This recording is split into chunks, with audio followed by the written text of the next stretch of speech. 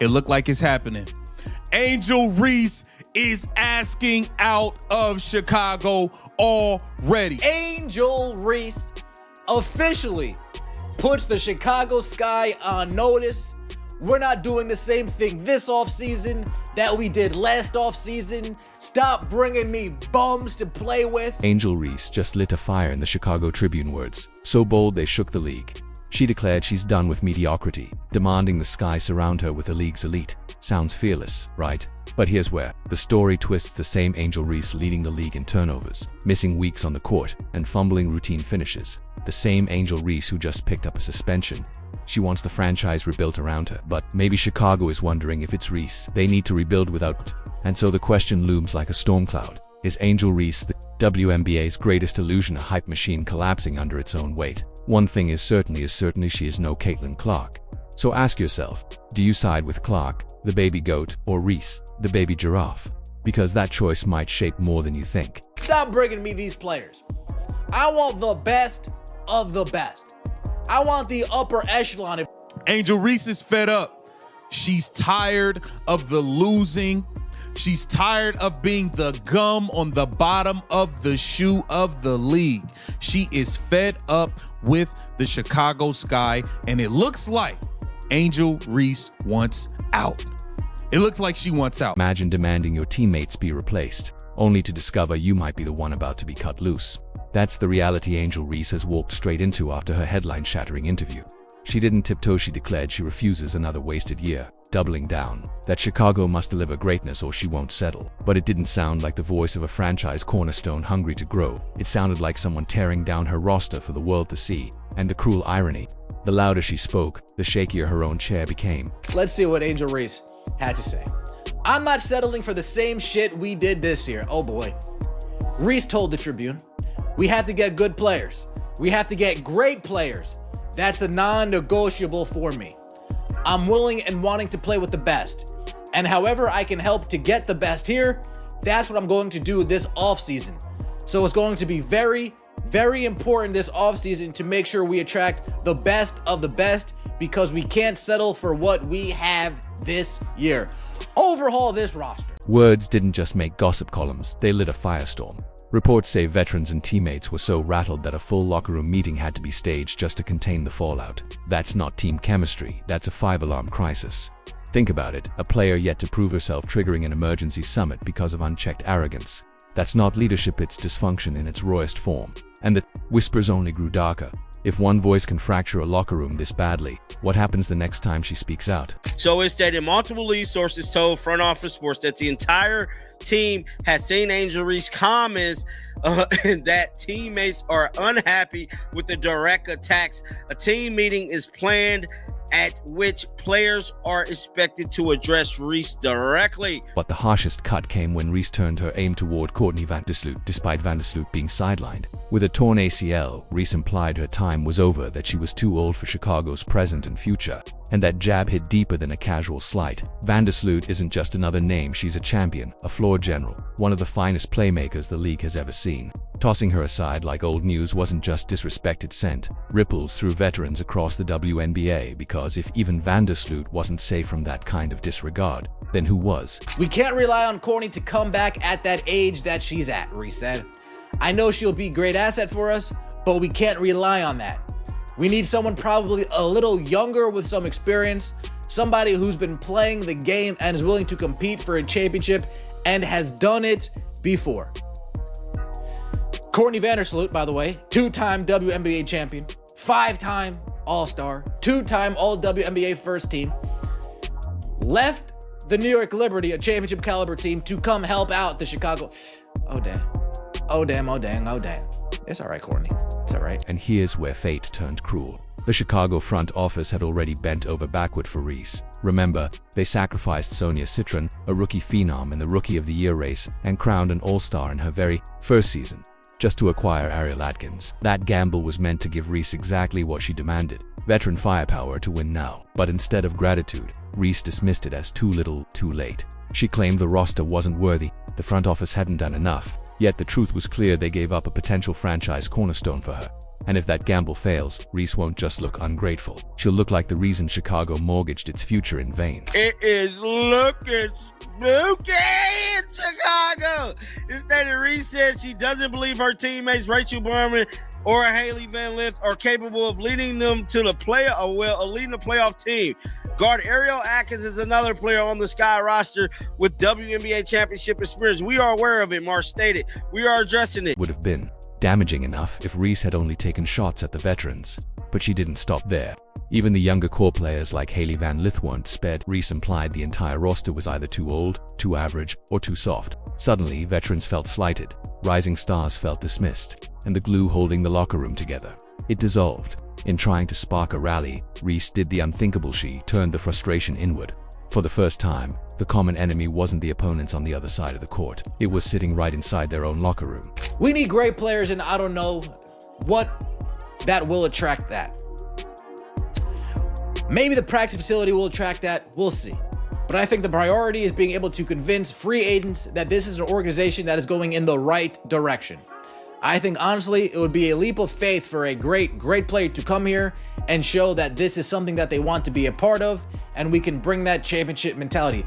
A leap of faith to think that a great player would want to come to Chicago. Oh boy. But here's where everything truly unraveled. On the court, Reese's play never matched the power move she attempted to pull.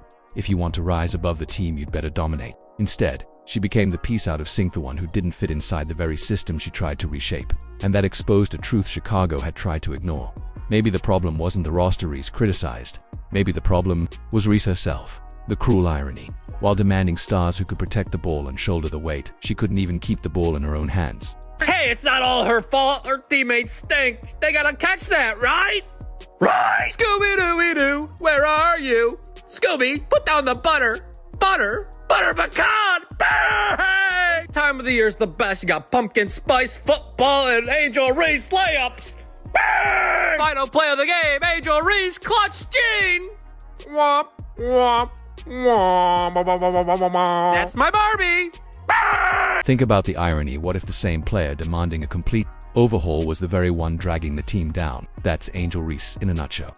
On paper, her numbers look solid, 14 to 15 points a night, double-digit rebounds, but peel back the surface and it gets ugly fast. She's leading the WNBA in turnovers despite missing weeks of action. Let that sink in.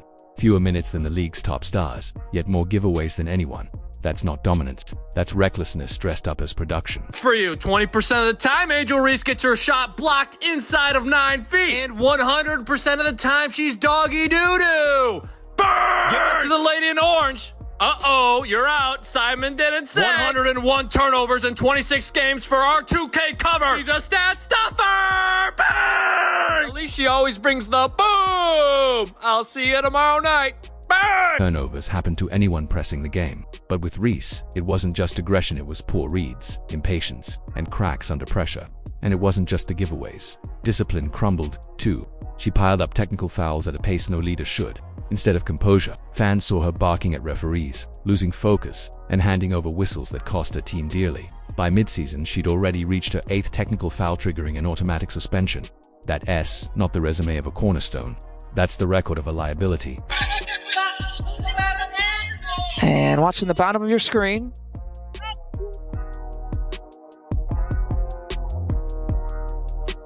The contact by Reese. You can see Angel's right hand got Aaliyah Edwards on the head. And if they do, Lisa, I'm okay with that too, because I think you have to officiate these teams very tightly. So it'll be a technical foul on Angel. And that suspension, it didn't land on some quiet night. It exploded right before the most anticipated matchup of the season, Chicago Sky versus IndianaFever. Fans had circled it for weeks. The rivalry, the spotlight, the hype, and Reese knocked herself out of it not with an injury, not with rest, but with a reckless shot to Aaliyah Edwards' head in a rebound battle. Intentional or not, the referees saw enough, and the league had no choice but to act. The fallout wasn't just a suspension. It was a humiliation, a direct hit to her own team at the moment they needed her most. And in that instant, the question shifted from, is Angel Reese the future, to, can the Sky trust her at all? Angel Reese, oh damn, has been assessed with 8 technical fouls, and she will be suspended for Friday game unless it is rescinded. And I'm telling you right now, look, he said it best, her attitude. That mug ain't getting rescinded. Angel Reese has struck out again. And the irony here cuts deep. The Chicago Sky, supposedly built around Angel Reese, often looked sharper, faster, and more alive when she wasn't even on the floor. The ball zipped with purpose. The defense locked down with urgency, and sometimes they won without her. That flips the very definition of a star on its head. A true star lifts the ceiling when she steps in. With Reese, the ceiling rose when she stepped out. A franchise player in reverse. Ask Sky fans if she feels like their future's foundation, and many will tell you she feels more like an anchor dragging them under. She wanted to be the centerpiece. But what good are 15 points and 12 rebounds when they drown beneath sloppy turnovers, endless battles with referees, and suspensions in the moments that matter most? Watching Reese wasn't watching a savior. It was watching a liability when the team needed stability. Now, how many players are going to listen to what Angel Reese had to say about Courtney Vandersloot? Are going to listen to what Angel Reese had to say about her current teammates? How many players are going to say, oh yeah, I want to play with that player who has no problem throwing me under the bus with 3 games to go? I want to play with that. Maybe not many. And that's where the sharpest contrast explodes. Because while Reese burned bridges and dragged Chicago down, another young star was rewriting the definition of leadership, CaitlinClark in Indiana. Here's the difference. While Reese fired shots at her own roster, Clark walked the opposite path. No player in WNBA history has faced a spotlight this blinding. Every dribble magnified, every slip turned into a headline. For most it would crush them, but Clark carried it with patience and poise. Even when sidelined by injury, she traveled, sat on the bench, clapped for every bucket, and made sure her presence lifted the fever. That's commitment. Reese, meanwhile, distanced herself when hurt, leaving teammates to push through without her voice, her energy, her leadership. The IndianaFever destroy the Chicago Sky in Indianapolis on Saturday. Guess who wasn't there? Angel Reese. Angel Reese declined to travel to Indianapolis, and her coach came out and said something about, she's just focused on her rehab right now, and, she's day to day. We've never had an explanation on what caused the back injury, what's a time frame for her recovery. It's similar to so-and-so's back injury. This is something she struggled with here or there. All we've heard is day to day, and Angel Reese has disappeared. Clark's professionalism doesn't stop at just showing up. She's displayed a sportsmanship rare for her age. The clearest example, publicly praising Angel Reese after a strong game despite their so-called rivalry. Instead of fueling drama, Clark gave credit. Compare that to Reese, who used interviews to torch her own locker room. That's the difference between tearing bridges and building them. And the impact on Indiana is undeniable. With Clark orchestrating, Aaliyah Boston looks unstoppable inside. Guards like Lexi Hull and Kelsey Mitchell thrive because Clark's passing rips defenses apart. Even Sophie Cunningham feeds off the spacing and tempo she creates. Clark doesn't just score, she transforms everyone around her. That's why she led the league in assists last season with over 9 per game and still averaged more than 8 this year, despite missing time. Yeah, I'm proud of this group. I think we've shown all season long, they're resilient, they're connected. They pull for each other. They enjoy one another. They celebrate one another, and that stuff alone is good for 10 to 12 points a game. And for this group, the way that they share the ball, how unselfish they are. I'm really proud of them. It's not been ideal circumstances all season long, but they've shown the character of who they are.